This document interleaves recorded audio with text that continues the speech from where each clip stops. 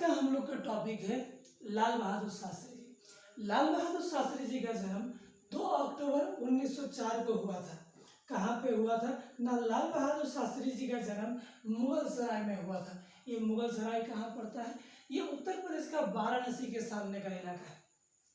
लाल बहादुर शास्त्री के पिताजी टीचर हुआ करते थे। हालांकि लाल बहादुर शास्त्री जी के जन्म के 1.5 साल के अंदर ही उनके पिताजी का देहांत हो जाता है। इनकी माताजी गृहिणी थी, यानी हाउस वाइफ थे। इन्होंने अपने अंकल का खूब मदद लिया, या फिर इनके अंकल ने खूब मदद किया इनके अर्ली एजुकेशन वगैरह में। हालांकि लाल बहादुर शास्त्री स्टार्टिंग में यानी अर्ली एजुकेशन के दौरान बहुत ज़्यादा मेधावी तो नहीं थे, पर हाँ, काशी विद्यापीठ से बैचलर डिग्री लेने के बाद वह 1927 में अपने ललिता देवी के साथ शादी किए, जो एक्चुअली मुजफ्फरपुर के वहाँ के उस समय मिर्जापुर वगैरह के इलाके के थे। ठीक है। 1947 में जब कांग्रेस गवर्नमेंट का निर्माण हुआ था, तब लाल बहादुर शास्त्री जी को पार्लियामेंट्री सेक्रेटरी का पद मिला था एंड वो वहाँ पे पार्लियामेंट में अपने अपने योगदान दे रहे थे। बाद में इन्हें होम मिनिस्टर बनाया गया था उत्तर प्रदेश का।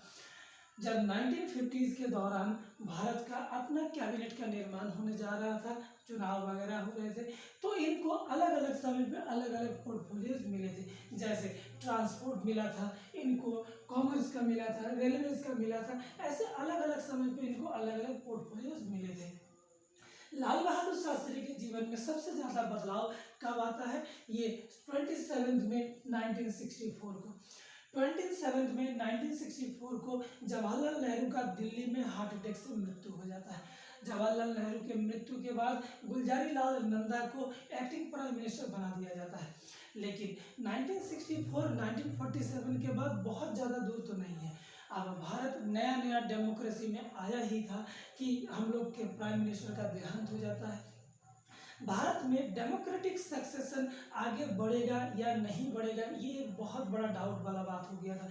क्या मिलिट्री रूल आ जाएगा? क्या डेमोक्रेसी सही ढंग से चलेगा या नहीं? 2 सवाल उठ खड़े हुए थे। जवाहरलाल नेहरू के बाद कौन और क्या परिस्थिति होगा?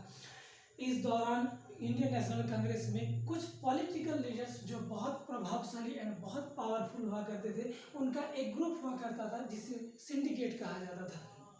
सिंडिकेट का पॉलिटिकल अफेयर्स में बहुत ज़्यादा ही योगदान हुआ करता था। वो इनके इशारों पर लगभग सब काम हुआ करते थे। जब जवाहरलाल नेहरू का मृत्यु हो जाता है, तब प्राइम मिनिस्टर का पद के लिए 2 उम्मीदवार रहते हैं, एक मोरारजी देसाई और एक लाल बहादुर शास्त्री।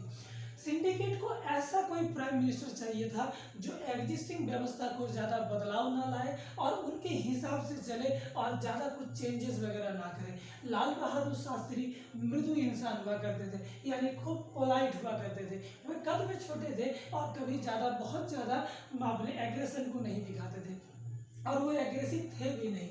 लेकिन सिंडिकेट के लिए ये बहुत अच्छे ऑब्जेक्टिव थे, यानी उनको जो चाहिए था वो सारी चीज़ें लाल बहादुर शास्त्री में था। एंड देखते ही देखते 9 जून 1964 को लाल बहादुर शास्त्री जी को अपॉइंट कर दिया जाता है न 2nd number prime minister of democratic India का, यानी गणतंत्र यानी हम लोग के देश का, इंडिया का 2nd नंबर प्राइम मिनिस्टर कौन बनते हैं? लाल बहादुर शास्त्री।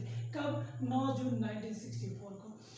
लाल बहादुर शास्त्री का कार्यकाल बहुत लंबा तो नहीं होता है। 1964 को वो आते हैं एंड 1966 को उनका देहांत हो जाता है। बोलने से लगभग वो 2 साल ही प्राइम मिनिस्टर के पद पर रहे, किंतु जो सोचा गया था पहले तो वही चल रहा था। सिंडिकेट के हिसाब से वो कोई बहुत ज़्यादा बदलाव नहीं ला रहे थे, कैबिनेट में बहुत ज़्यादा कुछ चेंजेस वगैरह वो नहीं करना वगैरह, और जो पुराना कैबिनेट था उस कैबिनेट को वैसे ही मेंटेन रखना, इंदिरा गांधी को इंफॉर्मेशन एंड ब्रॉडकास्टिंग मिनिस्ट्री दे देना वगैरह, ये सब उनके जीवन में चल रहा था। लेकिन 1965 में इंडिया पाकिस्तान का वार होता है। इंडिया पाकिस्तान का वार क्यों होता है? ये हम लोग का पाकिस्तान और इंडिया के बीच का मैप है। ये जगह हम लोग का अभी फिलहाल पाकिस्तान एडमिनिस्ट्रेटेड कश्मीर है, ये वाला इंडियन एडमिनिस्ट्रेटेड कश्मीर है, ये वाला सियाचिन ग्लेशियर है, ये वो जगह है जिसको पाकिस्तान ने चाइना को दे दिया है, ये अक्साई चीन चाइना के द्वारा ऑक्युपाइड है, और ये वाला जो लाइन है इसे कहते हैं लाइन ऑफ हमारे पास क्या कंट्रोल है। अब होता क्या है, 1948 के समय जम्मू कश्मीर को लेकर के बहुत ज़्यादा विवाद छिड़ा था अब इंडिया और पाकिस्तान को लेकर के। हालांकि ये जो डिस्प्यूट था इसे समाधान नहीं किया गया था, ये जो का तो बना हुआ था। और पाकिस्तान को भी उस समय यूनाइटेड नेशन से नए आर्म्स एंड एम्यूनेशंस मिल रहे थे। अब इस दौरान कश्मीर वैली में कुछ व्यवस्थाएं खराब होने लगे थे। पाकिस्तान इस सिचुएशन का इस्तेमाल किया और अपने यहाँ से इनफिल्ट्रेट्स को यहाँ भेजने लगा। इनफिल्ट्रेट्स यहाँ पे आर्म्स एम्यूनेशन ला करके इस पूरा वैली को अशांत कर दिया था। बाद में दोनों की तरफ से, इंडिया की तरफ से भी जवाबी कार्रवाई हुआ, पाकिस्तान भी अपने काम में लगा हुआ था। नाउ 23 सितंबर 1965 को इंडिया और पाकिस्तान के बीच में यहाँ पे सीज फायर होता है। लेकिन यूनाइटेड नेशन के हस्तक्षेप भी था, सोवियत संघ का भी हस्तक्षेप था। इन सभी के तहत उज्बेकिस्तान, उस दौरान यूएसएसआर यानी सोवियत संघ का ये एक मेंबर कंट्री हुआ करता था, उज्बेकिस्तान के शहर ताशकंद में एक समझौता होने वाला था। कौन? हम लोग के प्राइम मिनिस्टर लाल बहादुर शास्त्री और उस समय पाकिस्तान का प्रेसिडेंट हुआ करता था जनरल आयूब खान। उन दोनों के बीच में ये डिक्लेरेशन होने वाला था, इसका नाम था ताशकंद डिक्लेरेशन।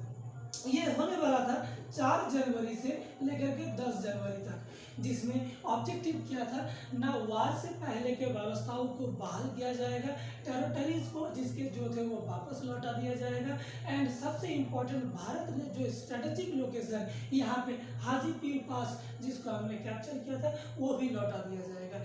लाल बहादुर शास्त्री अपने ऑब्जेक्टिव में स्पष्ट थे, क्योंकि वो वार नहीं चाहते थे और सोवियत संघ के साथ नाराजगी भी नहीं चाहते थे, इसीलिए पाकिस्तान के साथ ये डिक्लेरेशन करना था। नाउ डिक्लेरेशन के दौरान जब वो सिग्नेचर कर वगैरह देते हैं तो 10 जनवरी को ताशकंद में ही लाल बहादुर शास्त्री का हार्ट अटैक से मृत्यु हो जाता है, ऐसा बोला जाता है। किंतु इसका कोई पोस्टमार्टम रिपोर्ट नहीं है वगैरह, तो इसके ऊपर जांच अभी भी होता होगा या भी चलता है, जो कि जांच का विषय है। लेकिन अगर हम लोग लाल बहादुर शास्त्री के योगदान को भारतीय इतिहास में अगर देखना चाहें, यानी पोस्ट मॉडर्न हिस्ट्री में लाल बहादुर शास्त्री को हम लोग किस तरह से देखते हैं, तो देखिए लाल बहादुर शास्त्री के द्वारा 2 महत्वपूर्ण काम किया गया था, जिसमें से ये एक इंडो पाक वार था। अगर हम लोग ध्यानपूर्वक देखें 1962 में चाइना के द्वारा जो अटैक हुआ था या लड़ाई हुआ था उसमें भारत हार गया था। ये एक हम लोग के अंदर एक तकलीफ था, यूँ कहें कि हम लोग के अंदर एक नाराजगी या फिर एक एम्बेरसमेंट था कि हम लोग चाइना से हार गए थे। लेकिन लाल बहादुर शास्त्री के दौरान जब हमने पाकिस्तान को हराया और हमने बहुत सारे इलाका कब्जा करने का वगैरह, हालांकि वो सब बाद में लौटा दिया गया था, इससे भारत में एक सेल्फ कॉन्फिडेंस जगा, इसके अंदर मनोबल जगा। और उस समय जब शास्त्री जी प्राइम मिनिस्टर हुआ करते थे, 2 परेशानियां भारत के लिए था, एक तो इंडो पाक वार था और दूसरा भारत एक्सट्रीम फूड क्राइसिस से गुजर रहा था, क्योंकि 4 चीज़ें 1960 के दशक में खूब हावी था, एक पॉवर्टी, एक इनइक्वालिटी, एक कॉम्युनलिज्म और एक हमारे पास रीजनलिज्म, क्षेत्रवाद, साम्यवाद, ऐसे बहुत सारे चीज़ें भारत में बहुत ज़्यादा व्याप्त था। तब जाकर के लाल बहादुर शास्त्री के दौरान उस समय ग्रीन रिवॉल्यूशन का शुरुआत हुआ था एंड ग्रीन रिवॉल्यूशन को खूब बढ़ावा दिया था, एक एग्रीकल्चर को खूब बढ़ावा देना एंड हमारे जो जवान हैं उनका मोरलिटी को बढ़ाने के लिए लाल बहादुर शास्त्री ने एक नारा दिया था, जय जवान जय किसान। जय जवान किन के लिए ना, उस समय इंडिया पाकिस्तान वार हो रहा था, एंड जय किसान क्योंकि उस समय भारत खाद्यान्न संकट में जा रहा था, इसलिए एग्रीकल्चर को बढ़ावा देना भी इनका एक बहुत बड़ा ऑब्जेक्टिव था। लाल बहादुर शास्त्री के द्वारा उस समय सी सुब्रमण्यम को अपॉइंट किया गया था फूड एंड एग्रीकल्चर डिपार्टमेंट में। इनके द्वारा 2 और जन थे, इनके खुद एक असिस्टेंट थे एंड उस समय साउथ इंडिया के हम लोग के कौन थे ना, MS स्वामीनाथन एंड उनके कॉलीग नॉर्मन बोरलॉग के द्वारा ग्रीन रिवॉल्यूशन, जो कि पहले व्हीट रिवॉल्यूशन कहलाता था, उसको खूब ज़्यादा इस्तेमाल किया गया। देखते ही देखते भारत क्या हो गया ना, फूड जो कि उसको क्राइसिस में था तो वो फूड प्रोड्यूसर बन गया।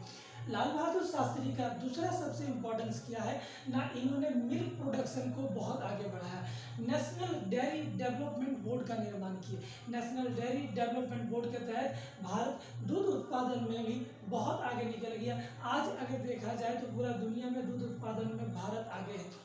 जिनका योगदान हम लोग लाल बहादुर शास्त्री को भी दे सकते हैं और देना भी चाहिए होगा। तो लाल बहादुर शास्त्री का सबसे महत्वपूर्ण योगदान होगा एक ग्रीन रिवॉल्यूशन और एक है व्हाइट रिवॉल्यूशन, और साथ में इंडो पाक वार में भारतीय सेल्फ कॉन्फिडेंस को बढ़ावा देना।